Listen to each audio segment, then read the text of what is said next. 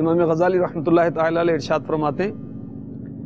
کہ جس سے محبت ہوتی ہے اس سے ادنا نسبت رکھنے والی چیز سے بھی محبت ہو جاتی ہے۔ اور پھر آپ نے لکھا وہ واضح طور پر ایک بزرگ کا قول نقل کیا کہ جس سے محبت ہوتی ہے اس کے کتے سے بھی محبت ہوتی ہے۔ جیسے پیر تو اس کے شہر سے محبت، اس کی اولاد سے محبت، اس کے مکان سے محبت، اس کے محلے سے محبت، اس کی تحریر سے محبت، اس کی تقریر سے یعنی بیان سے محبت، اس کے ارشادات سے محبت، اس کی تحریک سے محبت، اور اس سے محبت کرنے والوں سے محبت۔ وہ سایہ عرش کس کس کو ملے گا؟ اس کے اندر میں نے آج پڑھا کہ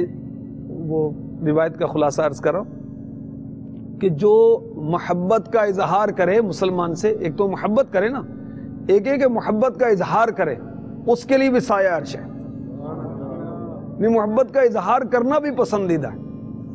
تو اس میں وہ نہیں ہے کہ ہاں اپنی نیت درست ہونی چاہیے، دل زبان ایک ہونی چاہیے، دل میں محبت نہیں ہو کہ بڑی محبت ہے مجھے آپ سے، تو وہ تو غیر اس نے غلط بیانی کی۔